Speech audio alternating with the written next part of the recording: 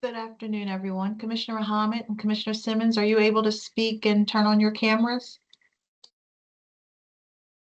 I am. Good afternoon. Good afternoon. Good afternoon. Thank you. Great, we can hear you. Um, Amazing, amazing. We'll give 1 minute, one more minute to see if we have anyone else join us before we get started.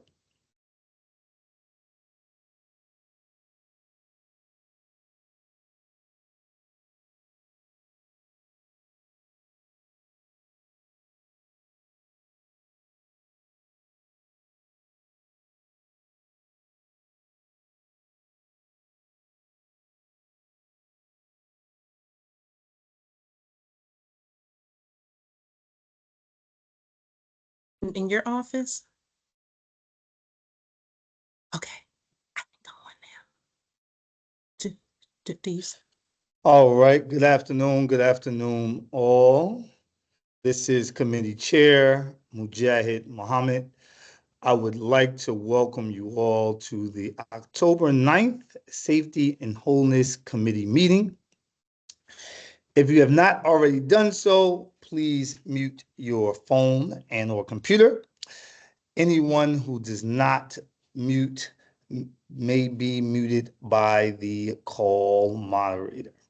Additionally, please turn off your camera if you are not a board member, the CEO, and her staff. I will now read a roll call to see who is present for today's meeting. Please use your name before speaking for the sake of the record. Commissioner Coy, Commissioner Esposito, Commissioner Chiquis Guzman, Commissioner Simmons. Commissioner Simmons present. Good afternoon, sir. Andy. Commissioner Slater Harrington. And I am present. Public notification for our meeting for those who would like to provide public comment, either in written form or pre-recorded testimony. Please let it be known you can submit anything written or a pre-recorded video the day before the committee meeting, and up to 5 individuals will be given the opportunity to provide comment to the Safety and Wholeness Committee. Speakers will be granted 3 minutes. All public comments should address safety and wholeness. Individuals or groups interested in providing comment to the committee can do so in 2 ways. Email public.comment@bcps.k12.md.us, or you can always visit us at the board office at the Alice G. Penderhughes Building, 200 East North Avenue, room 406. And always feel comfortable to give us a call at 443-642-4095 with any questions you have about this procedure. And if you have any follow-up questions or feedback after today's meeting, feel free to email us at schoolboard@bcps.k12.md.us, and the board office will provide you a response. And again, welcome. Today, we have the pleasure of hearing from our district office regarding our wholeness goal, particularly around attendance. So welcome staff to today's meeting. We are eager to hear about our progress. Good afternoon. Thank you very much, Commissioner Muhammad, for inviting us today. Thank you, Commissioner Simmons as well, and all of the other commissioners that I may not be able to see on the screen. My name is Sonia Goodwin, and I am the Executive Director of Whole Child Services and Supports, and I am actually joined today by one of my team members, the Director of the Office of Student Conduct and Attendance. I believe our deck is going to be shared for us.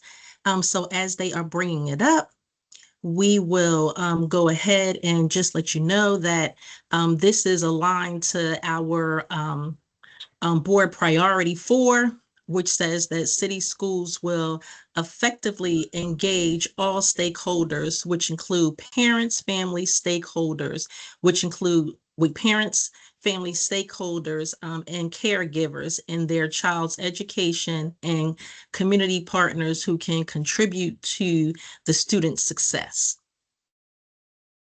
Now, as we switch to the next slide, just want to give you the purpose of why we are here today. We wanted to make sure that we gave you an update on our attendance and chronic absenteeism, which is one of our goals. And we are going to share with you the goal. We're going to share with you some of the district strategies that we are implementing to show impact, as well as some of the actions and partners that we are working with, and what we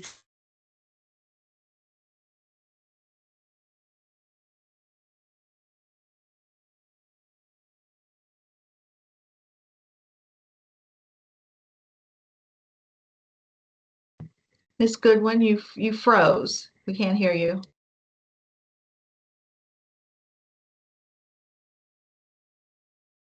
Looks like technology got the best of us. Yes, and I will pick. Can you all hear me? I thought it was me that froze, and I was like, "Oh my gosh!" I was running to try to get our Wi-Fi is not good here, so I will just pick it up for her. So as you see on the screen, you see that what we will be going over today. We'll be going over our goals, our district strategies, our actions, and our expected outcomes. Next slide, please. Oh, Thank she you is very back. much. Yes, thank you. I'm sorry, it Okay. kicked me off. Okay. So as we go through our student wholeness vision, we know that all students should have the opportunity to tap into their passions and develop the potential as schools provide environments that are engaging, safe, and supportive. With a focus definitely being on the students' well-being and making sure that we meet the academic, social, emotional, and physical needs of all of our students. Next slide, please. For this slide here, I just wanted to lift some of our goals, because it's important for us to remember where we started, but it's also important for us to know the direction we're going in. So as we look at this, we know that we are aiming to have an increase in our daily attendance. Last year, we ended the year at 86.4, but this year, our goal is to end it at 90%, if not greater. And then for our chronic absenteeism, our goal at the end of last year was 46.5, but we want to make sure that we decrease that this year to 40.5 by the end of the year. And you'll hear about all of the different strategies and things that we have in place, the highlights that we are working towards, so that we're able to meet these goals. I am actually going to share this stage with Lori Hines right now so that she can go over more of the data, and then I'll come right back on. Good afternoon, everyone. So just want to show you a little bit of our trend data around attendance. So the goal that Ms. Goodwin shared with you, we set that right after when we came back actually from the pandemic, and we set that goal out to 26, 27. And so our main goal for attendance is around chronic absenteeism. And so as you can see from this chart, we are nearly at our pre-pandemic levels. And we have increased 6 points since 2021 when we first came back from COVID. And then we again ended, as Ms. Goodwin said, at 86%. at the end of last year, which was 2025. And so what that corresponds to, or what that translates to, is that is over 33,000 students that have improved their attendance over the prior year, from the previous year. So we want to not only just tell you like numbers and percentages, but we want to actually share like how many students is that. So that's a big deal for us. So we are nowhere near where we need to be, but we are making great strides, and we want to just share a little bit of that data and some of the things that we have been doing to increase our attendance and decrease our chronic absenteeism. Next slide. Thank you. So since 2022, the end of the year, so school year 21-22, chronic absenteeism has decreased by 11 points since 2021. Okay. And so that from just last year, that is over 1,300 fewer students who were chronically absent at the end of 2025. And just a point that we have, we would like to highlight, in the grade band of 6 to 8, our middle school students, we've seen the greatest decrease with them. So 6 to 8, grade band 6 to 8 students, they have decreased by 17 points year over year since the end of 2022, school year 21-22. Next slide, please. So we have been working on cross-collaboratively 3 major strategies, and with these 3 major strategies, our expected outcome is that we will see student attendance increase and we will see our chronic absenteeism decrease. And those 3 strategies, the first one is we want to create citywide culture that values attendance. So we realize it is not just the attendance office's job to do this. We want to make persons aware. We have collaborated with our mayor's office, and it is not just even city schools' job. We want to make it known across the city of Baltimore that that is our goal, is to increase attendance. Our second strategy is to engage students and families through outreach. One example of that is the middle of September the 14th, we had a phone-a-thon.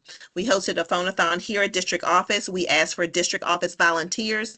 They showed up on a Sunday, and we made hundreds of calls to our students and our families on a Sunday to reach our no-show, what we call our no-show students. Those are students who had not at that point shown up to school as of yet. And so we reached many families. We were finding out what the barriers were to their attendance, and we were able to provide them resources and supports to help them to eliminate those barriers.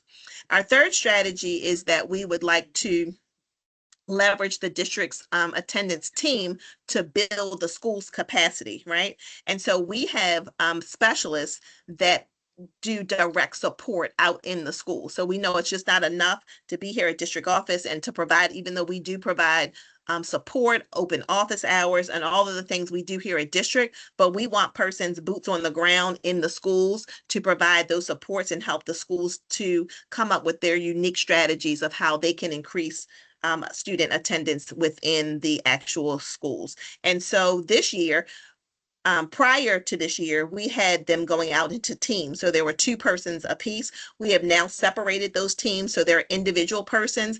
We support 96 schools. So each of our specialists have 16 schools that they are assigned to, that they attend Monday through Thursday in the schools to provide them that direct support. And so that is how we have leveraged that so that they can get more touches for each week. So they're on a bi-weekly rotation. And so with doing these 3 strategies, again, our expected income is to increase our attendance and to decrease our chronic absenteeism. Next slide, please. So just want to highlight a few of the things that we have been doing so far. So we always say that we have a strong start so that we can have a strong finish. And our strong start does not begin in August or September when we come back to school. That strong start begins all the way in the summer. So the first thing that we do is we have a summer, what we call the SAL, which stands for a summer attendance liaison. That is a person in each one of our schools that does outreach during the summertime to those families who were chronically absent in that year, right? So in the summertime, we're already reaching out, trying to find out what were the barriers, because again, we are trying to eliminate those barriers so that they can have a strong start to the beginning of the school year. So we start our work as soon as school is over, we don't stop. We don't get a break. We keep it rolling so that we can have that strong start for that following school year. We also have, again, as I started, like our theme is to have a strong start. We want to start strong so that we can finish strong. And so we have that big September push. We have had an amazing, it's called a attendance stat, where we are meeting. At first, we started off meeting every single day at 3 o'clock to see what it is that we need to do to get our students back into school, working on those no-shows, those students who are not immunized, all the things that we can do to increase our attendance from the very beginning of school.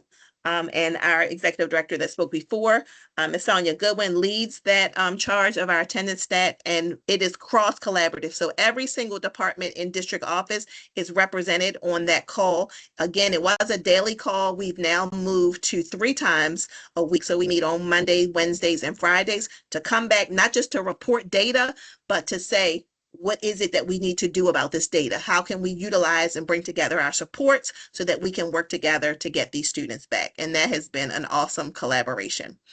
We also have ongoing professional development. And we've been focusing in collaboration with the CI team around those PDSA cycles. We also, as I stated to you before, we have our 96 intensive sites where we have direct support to those 96 schools on a daily basis, Monday through Thursday. I'm very excited about our collaboration with the Wabash District Court. We have partnered with the court, and specifically with Judge Diana Smith. We have worked to revamp and reimagine, is what we call it, our truancy process. So we've moved from a more punitive process to we're bringing these families into court to see, again, what are the barriers? Why isn't your student attending school? So that we can work together to eliminate those barriers. Coming up on August the 27th, board members, if you're here, you are invited. We are partnering with the mayor because the mayor heard about this program that we started last year. And so the mayor was like, oh, I want to come. So October the 27th, we will either have the mayor or some representation from his office to join us at the Wabash District Court for our Schools in the Court program. So you all have been invited, and I'm inviting you now again on October the 27th to join us at the Wabash District Court. We also have joined forces because we were doing such great work. MSDE reached out to us to ask us to be a part of the attendance task force. So we have a representative, our coordinator, Dr. Tanya Williams, who is now a member of that MSDE attendance task force.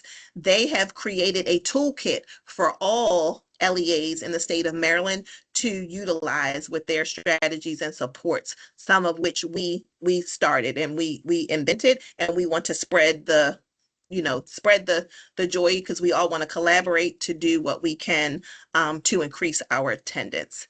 And then lastly, I spoke about a little bit of our attendance stat, but we have a cross-departmental data review and analysis with the trends around the CLNs, and we do that as well in our attendance stat. So although I told you we've been meeting that Monday, Wednesday, and Friday this week, as we move through the month of October, we will then move to a monthly cadence so that we can continue the great collaborative work.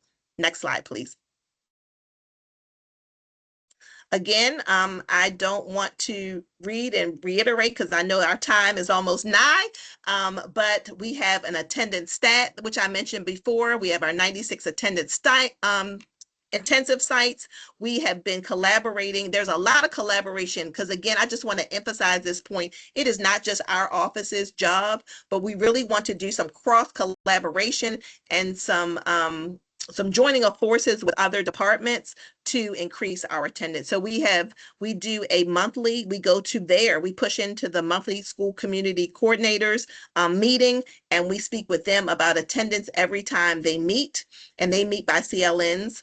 And then again, our outreach efforts to our students and our families. And that's just a picture there of Mr. Shaw when he was at the, because he's in the re-engagement center. So that was when he was at our attendance phone-a-thon, because he was right there when we were contacting students on the phone and they said, oh, we want to get back in school. We were making appointments right then and there with the re-engagement center. So it's really all about this cross-collaboration effort. Thank you And I'm going to very turn it back much. over to Yeah, thank you Ms. very Simmons. much. So we're going to continue to move forward. As Ms. Hines shared with you, we want to have a strong start as well as a strong finish. And one of the internal partnerships that we have is with our continuous improvement teams. And we just wanted to bring this slide in front of you to show you the difference between the year before last and last year, because it shows that the increase of schools that did the different cycles, and they went through, the more cycles they did, the better they did. And so they go through the PDSA cycles for the plan, do, study, and act. And while we're just looking at this this snapshot of it, we can see that our attendance did improve, and the schools that did more cycles, they were able to strategically look at their practices and to pivot in short periods of time to change practice if needed, so that they can make sure that they address the needs of the students. So we definitely wanted to shout out our continuous improvement team, because they are a great partner in the work as well. Next slide. So as we move to, we're coming to an end, and as we're looking at our expected outcomes, for the first outcome, we shared with you that our goal by 26-27 is to reduce our chronic absenteeism to 36%. And we know that we have to, this is important because we have to make sure we are focused on the implementation of strategies and showing impact. For the second outcome, students and families understanding and can communicate the importance of daily school attendance. This is done through outreach and communication, which we know is essential. We have to make sure that we have shared definitions, shared goals, and we leverage the district attendance team as well as other supports to build the capacity of those who are in schools, and also the parents, the families, so that they have a clear understanding of the reason why attendance is so important. And for outcome 3, all stakeholders are able to connect improved attendance to higher achievement, better graduation rates, and improved outcomes in the life for our students. And this is very important, again, because we want to ensure the accessibility of quality instruction. If the students are there, then we are able to make sure that we pour into them and they can reach the desired goals that they have for themselves. And then for our fourth outcome, school leaders and staff will be better equipped with the tools needed to support students and families. We talked to you about our PDSA model. We also know the importance of building the capacity of our teams within the school so that they can really dive deep into the data through the data analysis and making essential decisions based on this data.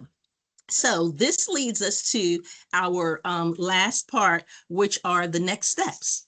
As we look at the next steps, we want to continue to improve on our attendance stat process. We know that the collaboration across teams, it's essential. We have people in the room that's making decisions, people that come from different aspects of education, so that we can pull together and make real-time decisions so our students will be able to benefit from it, as well as ensuring that the decisions that we make are definitely strategic based on the data.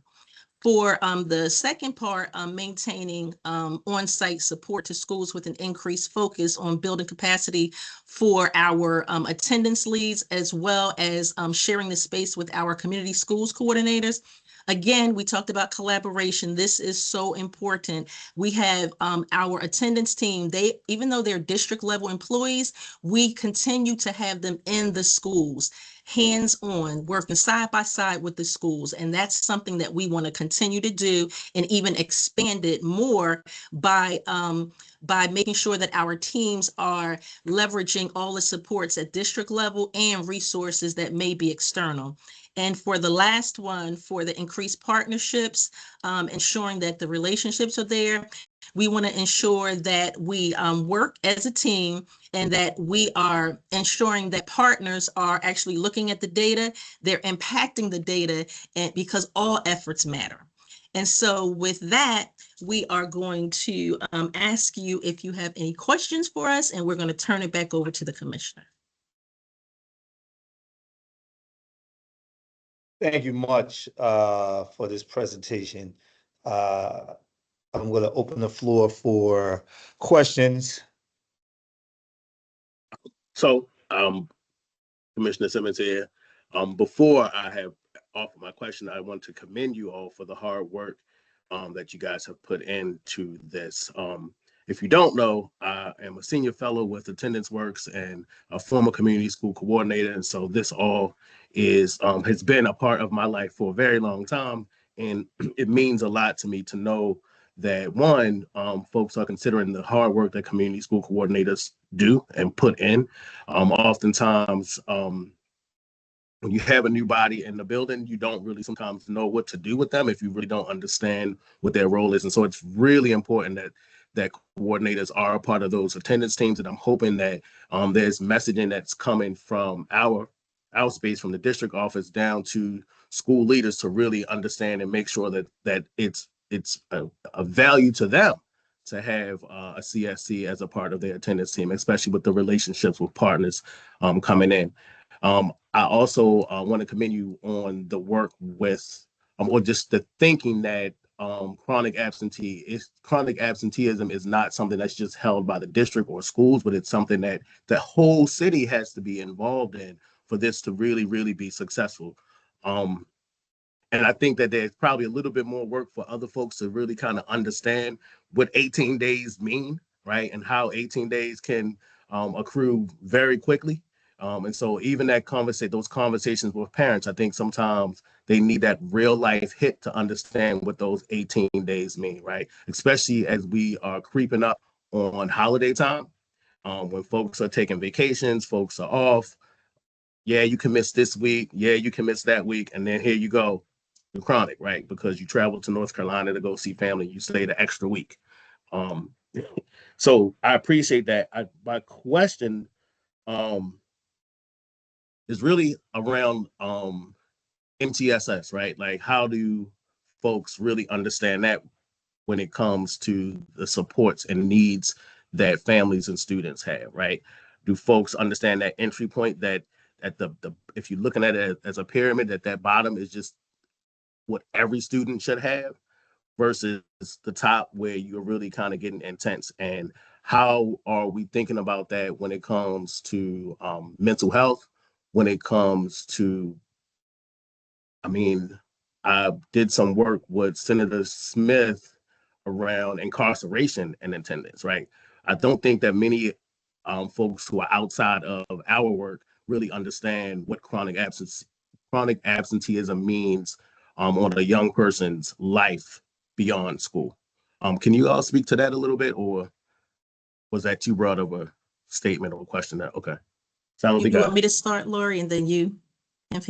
I know, so we have had some conversations with the public health field, and we have we're in conversation with them now just to see how we can join forces to see like what are the impacts of like health and absenteeism, and what resources can they provide as the healthcare community for us to be able to move forward and to be able to provide the resources that's needed for our students.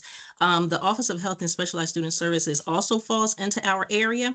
So we are definitely working in collaboration with them to see like some of the different resources that we have, whether it's for, and I know we have a compliance report that's coming up, like for foster care students, for homeless students, for students who may be experiencing some type of hardship, and maybe it's through home and hospital, maybe it's students that need CHIP.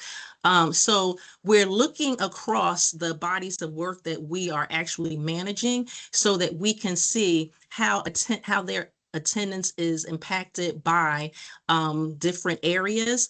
And then with our MTSS team, we are also, they have individuals who go into the school, and we're also working in collaboration with them just to ensure that we're not duplicating efforts in a way that seems like it's not connected, but we're actually looking at the intensive supports that's needed as compared to those that, like you said, everyone should be getting. Like, what are those supports that everyone should be getting? And then what are the more intensive ones that may just be for a subgroup of students?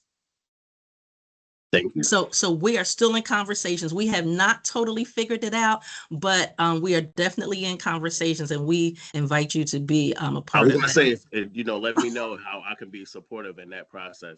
And then I just wanted one last shout out, and then I'm finished. But I really want to give another shout out to middle school for that improvement.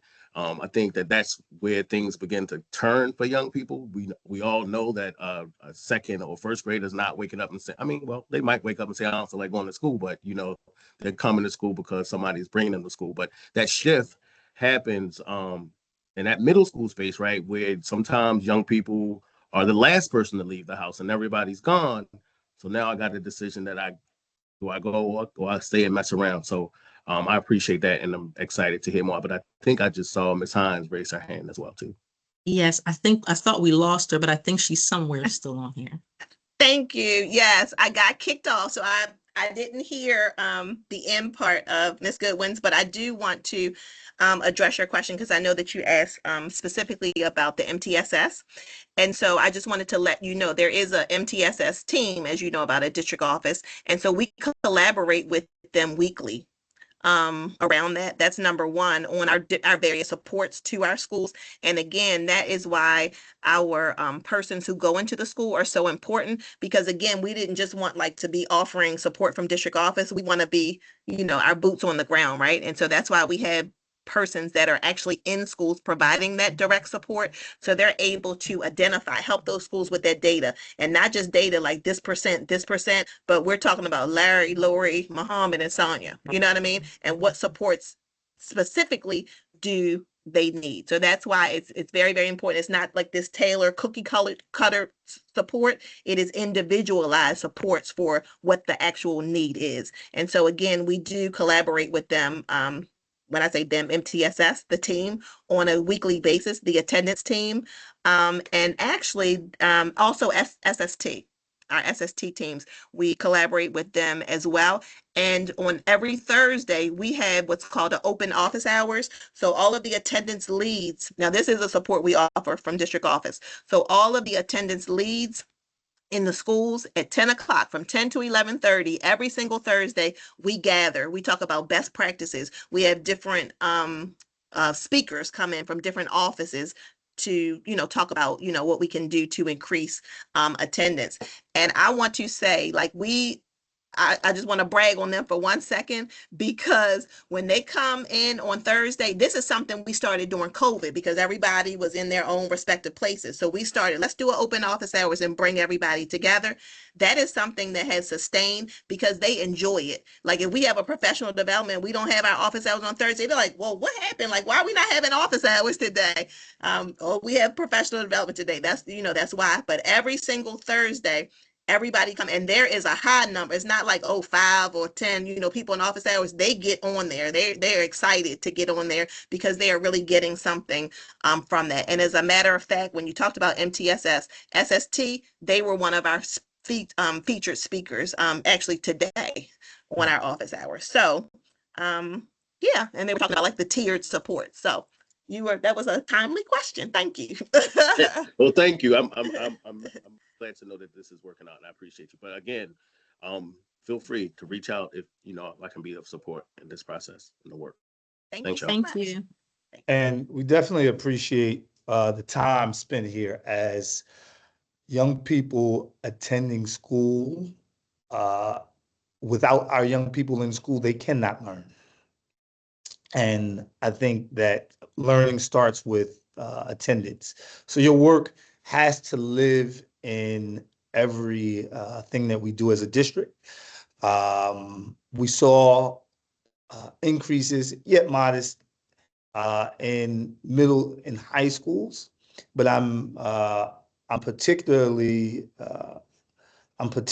interested around the work that's being done in high school and how we can ensure that it's integrated, that the attendance work is integrated with our safety work I think Commissioner Simmons even brought up integrated with the work we're doing around mental health, but particularly how we're leveraging our relationships through our family engagement office to push out public campaigns because we need to normalize attending school at a very young age through high school.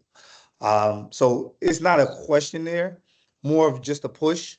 Uh, and some of this work may come from you to lead, but how we work with our other departments to create campaigns year long and throughout the summer, how we partner with city agencies to start to push out that kids that are not in school are not learning, and kids that are not learning have other challenges in life.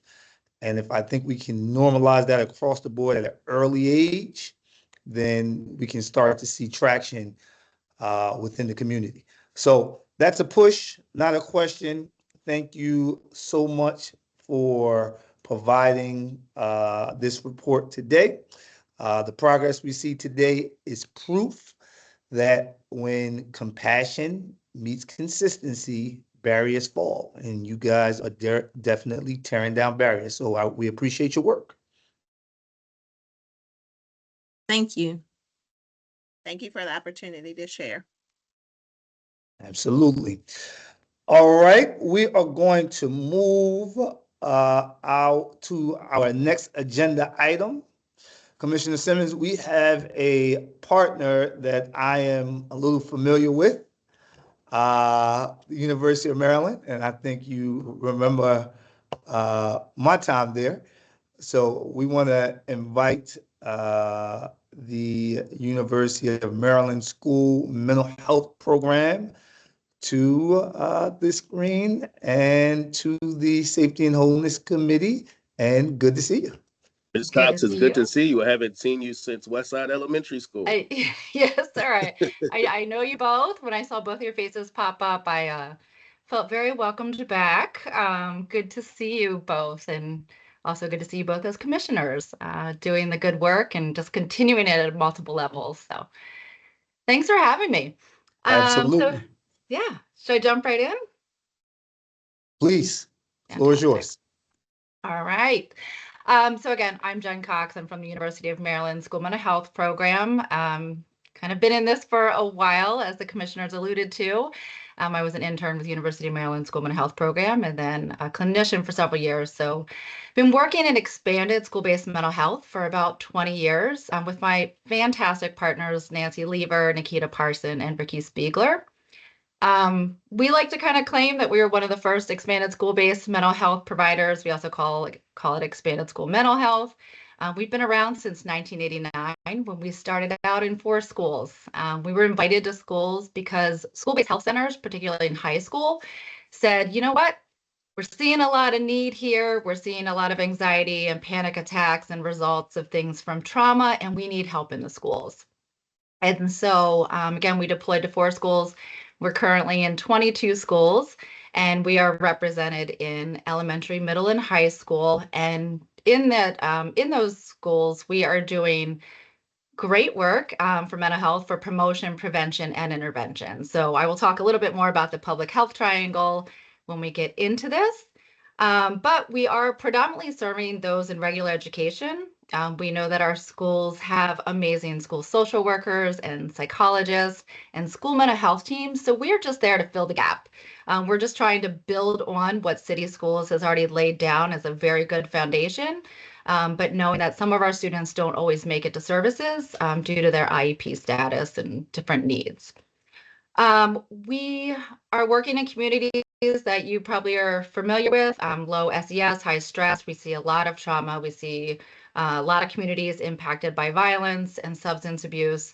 But in that all, we see amazing strengths and abilities, and we're just trying to bring those out and hopefully prevent some of the future mental health issues. We have an amazing team that we have with us. We have a combination of social workers, psychologists, counselors, psychiatrists, and graduate trainees who are working on their master's level social work or school psychology, counselors, so on and so forth. So that's who we are. most importantly, we are part of again, the expanded school behavioral health program. We are really honored to be able to do this work, partnering with city schools. We are one of the 11 vendors engaged in schools, so that we can go in and do this work. So why do we do this?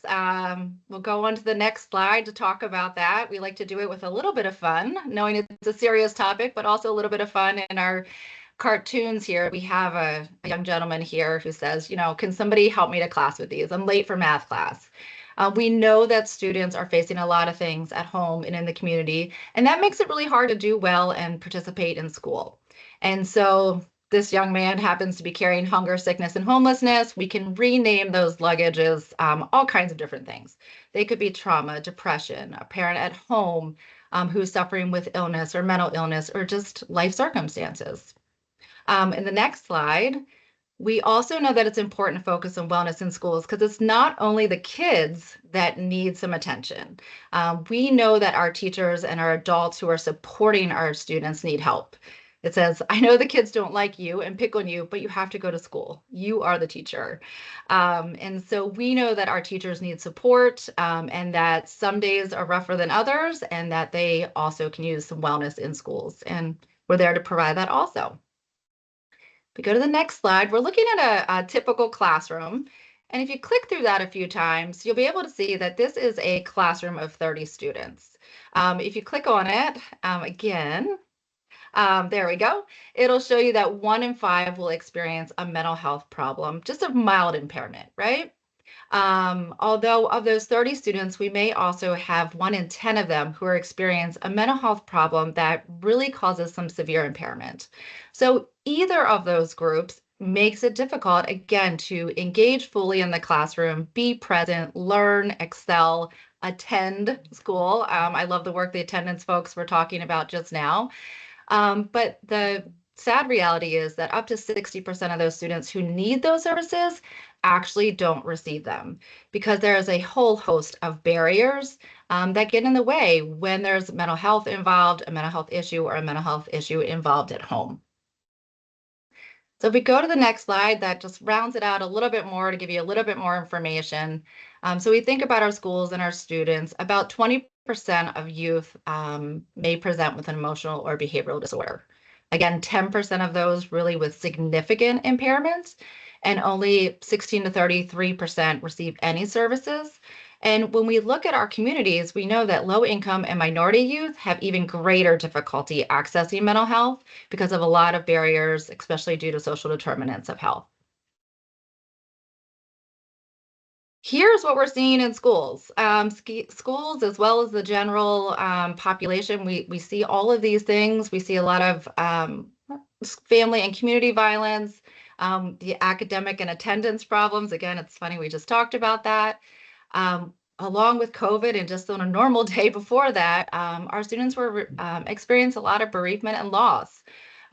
We know that our students lost a lot of folks during COVID, grandparents, parents, siblings, and that is still impacting our students. They are still in school and feeling that impact.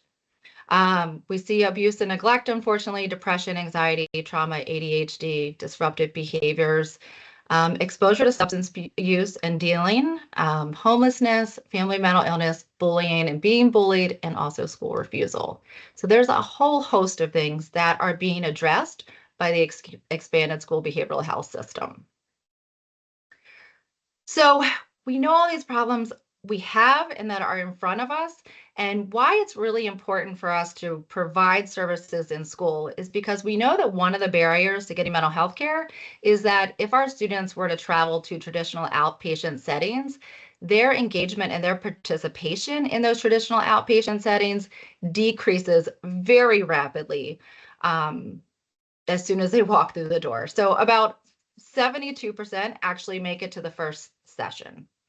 When you think about that first session, not a whole lot goes on, right? A lot of times it'll be intake paperwork. It may be something to do with assessing or diagnosing, but really the real work would start to happen in the first 4 sessions at least, right? And we see by then that drops to 50% of attendance. And then from there, it doesn't get any better. people are not making it back to meet their outpatient setting appointments. The amazing thing about being part of the expanded school behavioral health program is that we are in schools. We are there with students, and we are addressing a lot of those barriers. Transportation, we're right in the community. If the student is in school, we have them right there. If they miss an appointment on Monday and if they had to go to a field trip or they were sick or something happened, they had a test, we can see them on Tuesday or Wednesday or Thursday or Friday. So we have a lot of opportunity there. A lot of times our sessions involve families or younger siblings, and so childcare is not an issue.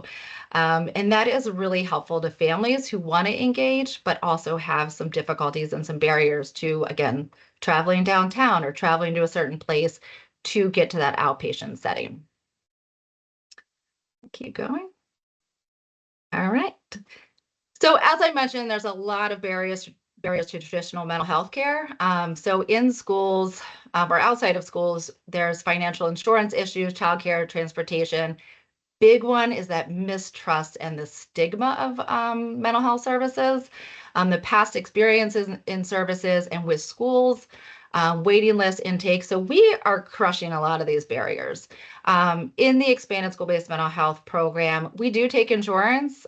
We do bill when we can, but due to funding, we are able to offer free services also. So if a student comes in and their insurance has lapsed, that is unfortunate. It happens. We can still provide some services. Again, childhood transportation we talked about, but that mistrust and the stigma is a big one. In working in schools, and Commissioner Muhammad can talk about this, when we are doing our services within University of Maryland, we don't like to be known as the therapist or the clinician. We like to be Miss Jen, Mr. Muhammad. We are the person who is walking around the hallways. We are talking to people. We're part of school plays and after school activities and things like that. So students and families know us, and so that we can build that trust and reduce that stigma that you only go to the crazy lady when you're crazy. We are also providing a lot of services that we'll get into. So we want to keep going. Again, we talked about how many students, I know I'm going to run out of time fast, but of the kids who receive services, about 75% of students receive them in schools, which is absolutely incredible. We just put this up here to say, what expanded school mental health is not an opportunity for an agency to just go in and have access to kids. We are part of the school. Our goal is to become part of the school family and part of the community. And when we do that, again, we are building that trust. We're just not there to take advantage of communities because we have students there who have medical assistance or insurance. We really are dedicated to our mission of prevention too. Again, I mentioned that we are building on our school programs. We do not want to step on the toes of social workers and psychologists. We know they do amazing work. We are just there to fill that gap to make sure that students who don't have access do get access. And we can go to the next slide. And then we are really trying to reach out to our school communities in a lot of ways. So our goal is always to, in some way, reach every single student in a school. We do that through Introduction to School Mental Health classroom presentations. We have referral forms all over the place. Teachers have them. They're on our doors. We have QR codes. We are on Twitter, Facebook, Dojo. Anybody in the school can make a referral, and we have a lot of specialized programs. The student checkup is for academics. BRISC is a brief intervention. Chicago Parent Program is a parent group that we also can implement individually with parents. So we have lots of ways that folks can access our system for whatever need that they have. We also try to really reach out to our communities. Again, we are building that trust in our communities. We are trying to break that stigma and increase help-seeking behaviors. We participate in national night outs. We're soon having a trick-or-treating with University of Maryland School Mental Health Program, so you can come out to that. And we'll keep going. So how do we do it? If we go to the next slide, we'll get into that some more. Again, this is our multi-tiered system supports. You mentioned it before, Commissioner Simmons, that it is so important. Typically, you'll see tier 1 to 3, but we added 2 more tiers. We added professional development and support for a healthy school workforce, and also the family school community partnerships. These are important things that we know, and we especially learned about in COVID, that if we don't build those foundations and pay attention to those also, when huge crises come and we're away from our schools, our students aren't supported. And so we are doing all the tiers plus those 2 at the bottom.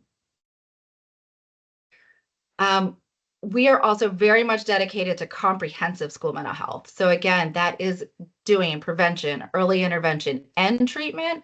We believe that if you just go in for one thing and not the others, there's no way that you can create a healthy school environment and work for all of our kids. And so you'll have these slides. I'll leave that for you to read later.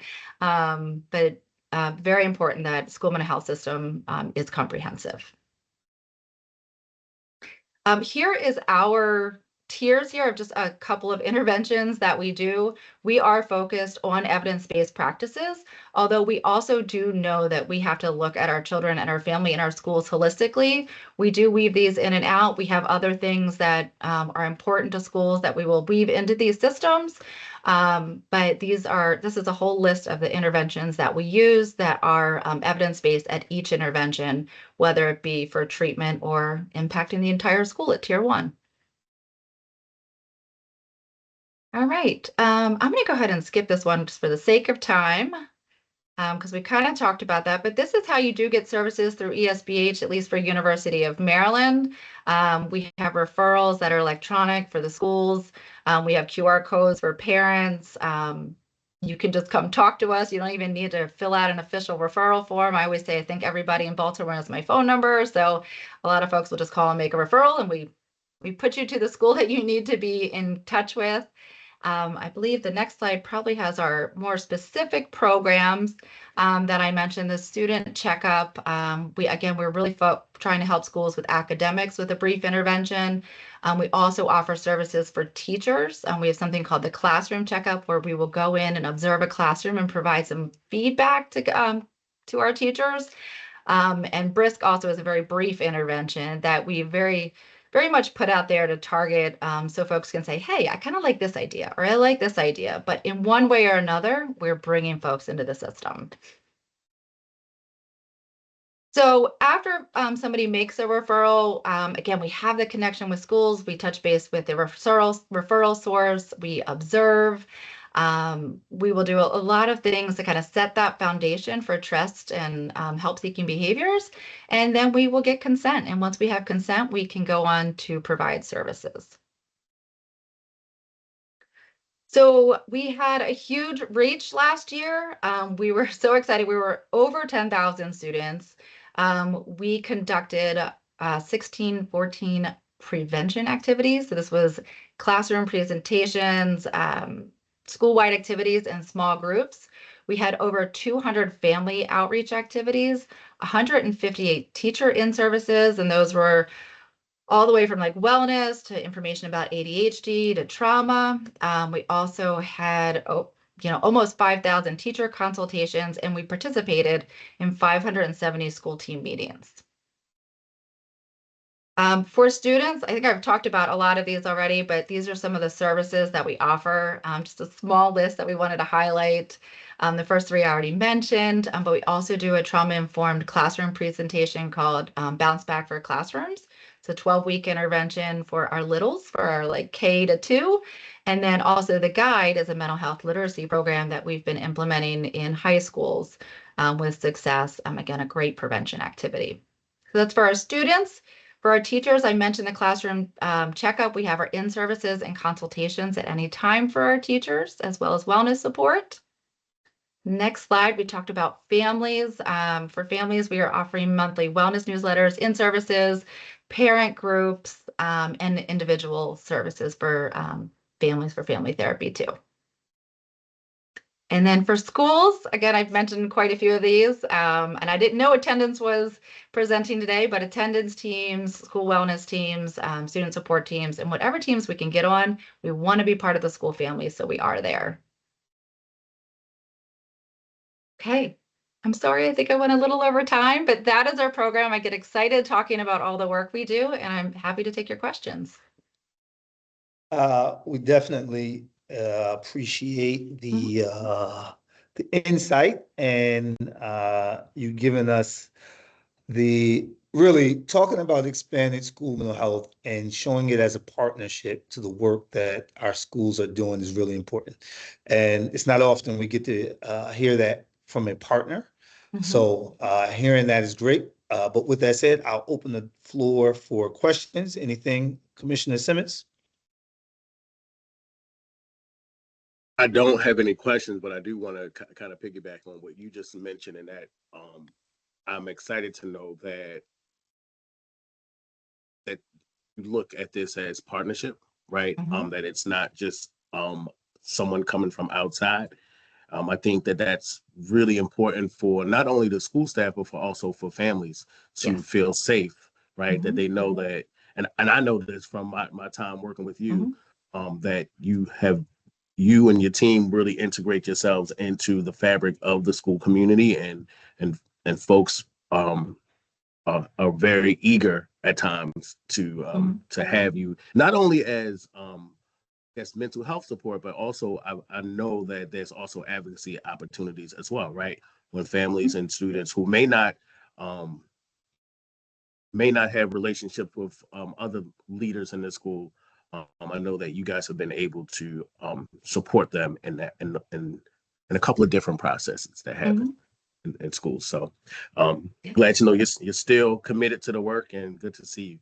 Yes, sir. Same to you. And I think that my question, I have two actually. Can Mhm. you speak towards some of the impact, particularly around attendance, Mhm. that you may be having with students who are referred to you? That we might Mhm. have a student that is having challenges at home, and because of the level of work that you're able to do, not just with that student, but potentially with a family, can you speak towards the impact? Absolutely. I mean, I would definitely say without having hard numbers right in front of me, but that we have definitely had an impact on attendance. I know that there are students that come in and due to the relationship with the clinicians that they are coming in just for that session at least, right? We are getting them in, even if it's an hour, and then we can work from that hour to make it a day, to make it a week, to make it a month. um, kind of holding that accountability and having that one person to check in with is so important for a student. And so, again, we're not always just the mental health therapists. Our therapists, I think, act as mentors and cheerleaders and, like Mr. Simmons said, like advocates, whatever we can do. And so, as we are building that trust and also communicating with parents to say, where's your child today? They were supposed to come in for a session. Do you know they're not here? Having that constant communication, especially on a one-on-one basis, makes a big difference. When we do our small prevention groups and other things, it's the same thing. I think that they're so committed to being there for those groups and for those interventions. And when they have those relationships, sometimes it's just that one relationship that starts the ball rolling to keep somebody in school. Appreciate that, Commissioner Simmons. I did have one quick question. What Yeah. happens or what does the handoff look like if a family has transferred out of a school? Yeah. Um, how is the services continued? Hmm. Especially if a relationship has been built with one of your colleagues Hmm. and now they've transferred to another school and there's a new person there. Hmm. What does that handoff look like? Sure. I mean, let's just say transitions are never easy, right? But we do our best to always make sure that it is a warm, comprehensive, and needs are met when that happens. We always hope that they're coming to another University of Maryland school so we can, stay in contact. But the awesome thing is that expanded school-based mental health is not just us. Like I said, there's 11 providers. And so we have partners within this where we can say, hey, um, time organizations send over theirs with, the program director, say, hey, we've got a kid coming your way. Here's what's happening. Here are needs. Let's make sure that they're getting services right away. This recently happened, where a family had some difficulty in transitioning, just didn't follow up. And so we were in the background actually saying, okay, did you follow up? Did you do this? Like we've talked to the other provider with consents and releases and such. But that is always our intention to make it very smooth for our clients and warm.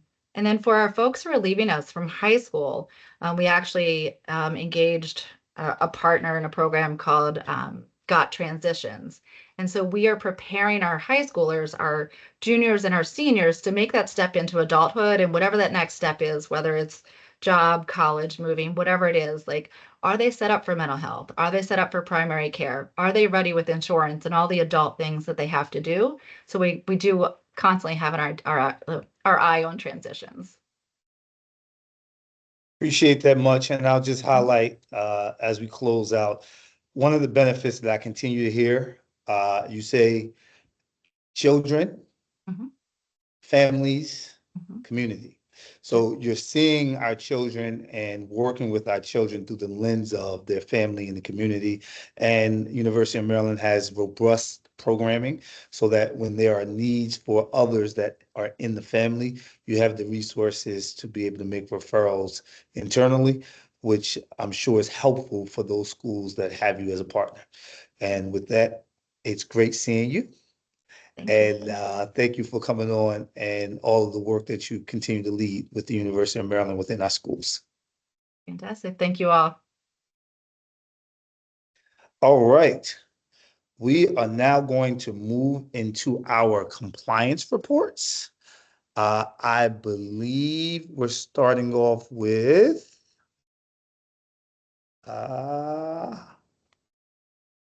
help me out, Executive JFBB, Director Goodwin. yes, Yes, would you like to start off with JFBB? I think I heard There someone we say go. that. yep. Absolutely. Okay. All right. Thank you. So hello, with JFBB, I am joined by one of my staff members, and I want her to get her spotlight, Tia Gaskew, who's one of our specialists for the foster care services through the Students in State Supervised Care. So she will be coming on camera too, just in case you have, I know we provided the report for you, but just in case you have any questions, I wanted to make sure that she was able to come on, and I didn't want to steal her thunder because she works really hard with this and she's excited. Hi, good afternoon, everybody. I hope you all are doing great. My name is Tia Gaskew. I'm the foster care liaison working with city schools, and we're doing some amazing work with children. So if you have any questions about the compliance report. I appreciate you both being here, making yourselves available to us. Commissioner Simmons, anything from you? If not, I can jump in. Please. No, I don't have anything. Okay, great. So I want to start with the great work that the BID meetings are able to provide. Is there a plan to scale the BID meetings more rapidly when student placement occurs? Thank you. Sure. Wait, I'm sorry. I was going to say we're Okay. also joined by our coordinator, Dr. Adrienne Cisse, and I know that she is on for the JFE, students experiencing homelessness, but some of the questions, just in case they overlap, she's on the screen with us as well. Okay. Welcome, welcome. Good afternoon, everyone. Sorry about that. I was interrupted. So when we talk about scale, it really depends on the MTSS framework and how we track academic progress. So there's the tier support, tier 1, 2, and 3 for our students. So when we do the bids with DSS, it's a whole coordinated effort. So normally it's Department of Social Service on the call. Occasionally it's DJJ. We also have other schools if the transfer is coming from outside of the district. We also have the school-based staff. So we're really coordinating meetings pretty fast and trying to get an all hands on deck approach to supporting kids. So we have those meetings quite daily, actually. Sometimes we may have 4 or 5, maybe 6 in a day. So it really takes a really concerted effort to get everybody on the call to help support the student. So when you think about scale, we have a lot of children that are coming in the system during the first of the year, and then we have some of our students that are just transitioning to the next grade. So if we meet about them, we may meet about a transportation concern, or they're having some referrals for maybe like mental health, or the foster parent needs some support with like clothing or uniforms. So it's a pretty ongoing process. So I just want to make sure when you talk about scale in specific, do you mean more meetings with children, or do you mean scaling back the process for bid assessments for families? Yeah, I'm more because when I read this, I'm thinking about just delays in enrollment and delays in the transition process, Mhm. and being Mhm. able to move quickly, which would lead me to another question just around the foster care liaison model that we currently have provides us with a staff person with the amount of work and impact that we need to come from that person. Um, does this, is it sustainable, and are we meeting the challenges in front of us through this current position? And when I say scale, sometimes, you know, we may have to scale with time, but we may have to scale with staff persons as well. So if you can give any insight Yeah, there let would me be jump helpful. in. Sure. I'm gonna jump in. Good afternoon. So, currently we have about 322 students. And the process starts with the packet coming to us. So Tia does a great job of, we have a checklist based on the partnership that we have with DSS, so on and so forth, to make sure all of that information is clear and concise. We try desperately to turn things around, like Tia said, with a coordinated effort, because we understand, especially if you have a student with an IEP need, so on and so forth, that we have to move swiftly so they can be placed. So we're also working with the ECT department, making sure we have all those processes so we are able to either schedule a best interest determination and or, you know, talk with different agencies or other school systems to make sure that we can, you know, turn things around and get everybody to the table. So I will just be transparent and say it all depends on maybe another LEA and them getting us the information that they need, or is you know, our partners trying to make sure that everything is in place and they're coordinating the supports that they need to have in order for us to have a fruitful meeting versus having to keep coming back to the table. We have done a really good job of trying to create a structure with the one person that we have, uh, simply because we understand that there's an influx of children coming in and out of the system. So that's why, because we only have Tia, we have to make sure that all things, the data, everything is really streamlined so folks will understand. We have been to DSS to do trainings with them. We continue to offer trainings with them so they'll understand our process and how we work together. Sometimes we're having quarterly meetings, of course, to come back to center and say, what is it that we need to do differently, be it with DSS or even ECT? Because again, when you have one person in this role, you have to make sure that everything is structured and flowing in a fluid way. So, like I said, it just depends on who we're working with, who Tia is working with, and then how fast that turnover is. Our goal is to turn it around as quickly as possible, but we understand that we have other stakeholders involved. I appreciate that insight. This is very important work with a population that deserves the best of what we have to offer. And I think that y'all are doing great work. Consistency is absolutely important, but consistency met with compassion leads for us to be accountable.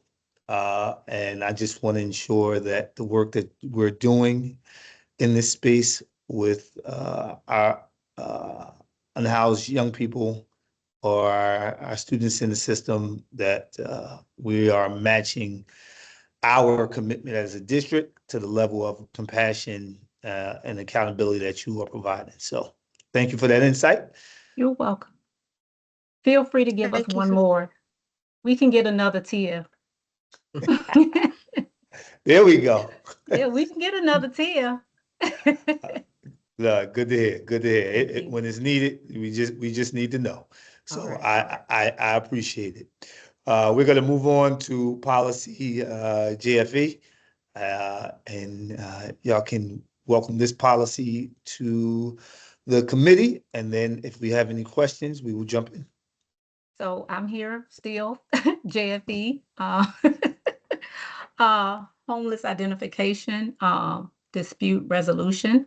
And so we have been doing an awesome job in this work. You will see by the compliance report that it's a continuous progression of impact that we have since 2022 in recreating this model. I think what's so wonderful about the model of direct support is just like attendance, we also fuse into the school community. That's not only just a district policy, but it also is required by MSDE. So we wanted to take this framework and really provide the best support that we possibly could. What I did not say is that also with state care, TIA also goes into the school and provides support to the school as well. We wanted to be fluid in understanding how we partner with schools, what their needs were. We do have a school-based liaison that the liaisons do coordinate with, and that's also based on our revised policy. We continue to make gains, not just even though the number is increasing, what we also see is because of the work we're doing and the relationships that we're building, not just with schools, but also families, we're learning more about providing them resources or structure in a way that we've had a number of students come back at the end of the year. And when we do our annual status review, they're no longer homeless or they transitioned out. We want to see that. So it's gratifying to see that we can help in that way. We have a lot of people, as we continue to deal with parents and being at outreach events, they are very appreciative for the work that we do. As we also continue to progress, we have, and you guys need to come visit. I think I told Mr. Simmons and he saw it, but you haven't seen it since. We have our own in-house clothing closet for uniforms, detergent. We have laundry carts. I mean, we try to make sure that our students get what they need to be in school. There is no delay in enrollment to make sure that, they have clean clothes and that they are able to feel confident enough to come to school. And we also try to talk with parents. We sometimes feel like we're counselors, but they need encouragement too. And so, again, we see those numbers while they matriculate up. We also see progress in our community making a difference, and that encouragement is going another way, that they are finding jobs and they're also receiving housing, and our children are able to stay in school. Appreciate as that. you can see, I was going to say, as you can see, Dr. Cisse is very passionate about it. But I if you love that. don't stop her, she won't give you a chance to ask a question. That's why I stopped, because I know it's question time. Hey, I appreciate it. Commissioner Simmons, go ahead and jump in. Oh, it is like I have, and I mean it was like Sam's Club when I was there.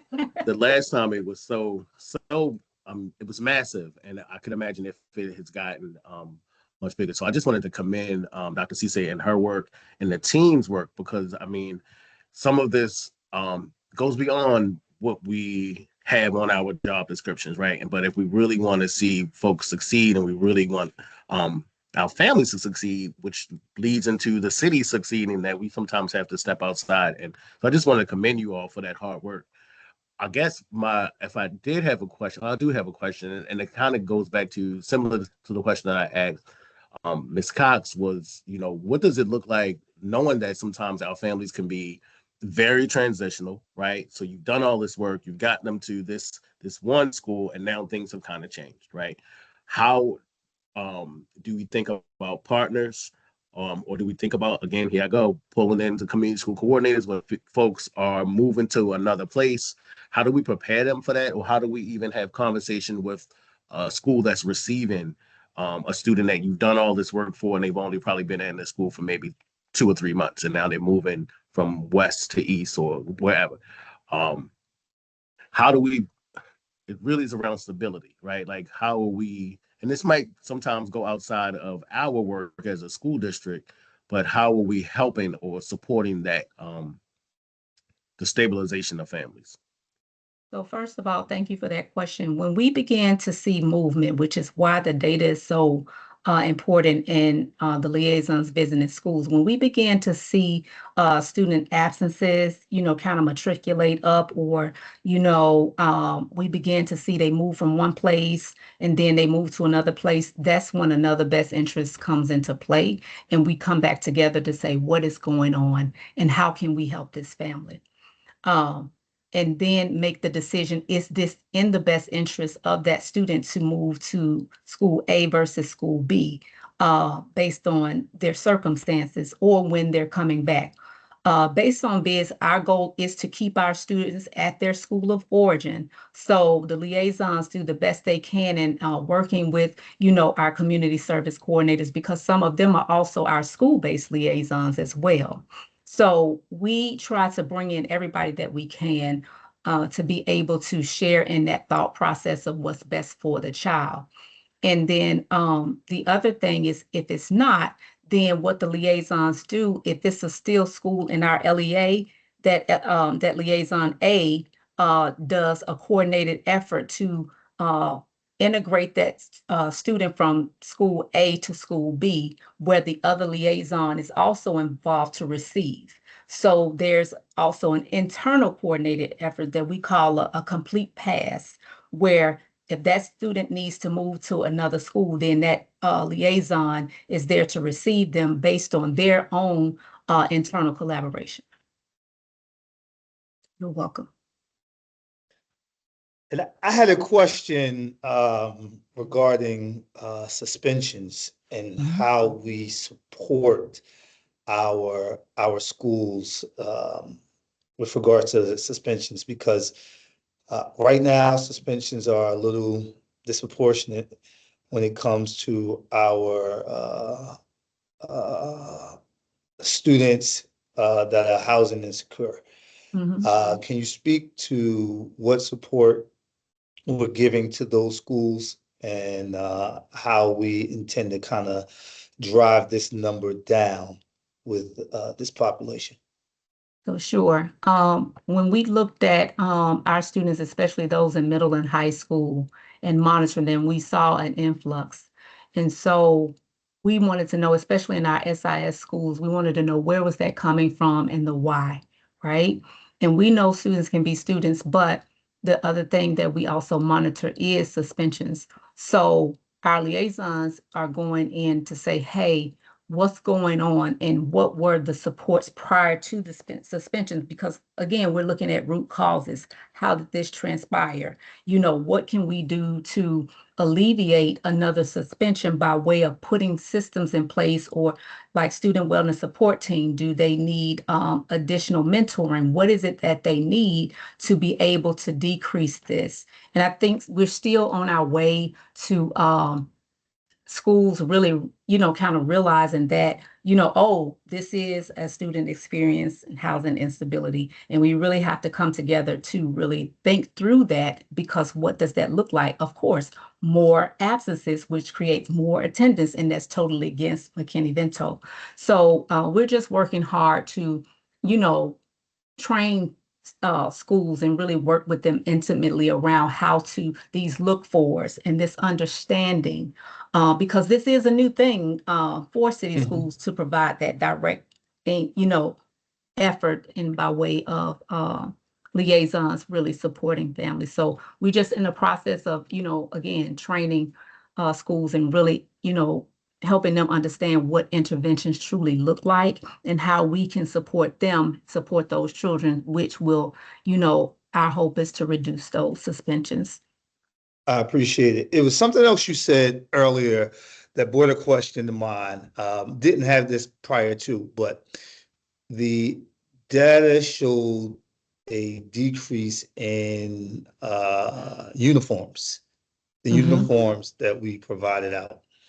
You don't have to give it to me now. You can give it to me by email. I just want to understand what the data is suggesting because I know that we're doing a great job in making sure that our students are in uniforms. Mhm. Just understanding why we have a decrease, and it may be a procurement issue where we purchase them and we already have them, but just understanding that data point a little bit will be helpful. And you don't have to worry about answering now because it may be It's okay. something. I'll send it to you. Okay, I All right. appreciate you on it. No Thank problem. you. And with that said, unless Commissioner Simmons has any other question?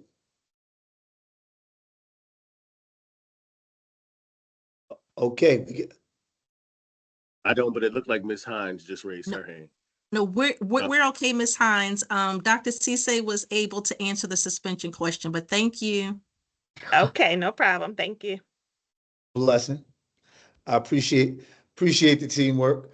So do we have any public comments this afternoon?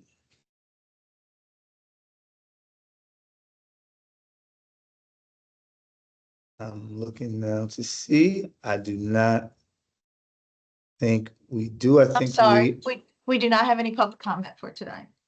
All right, great.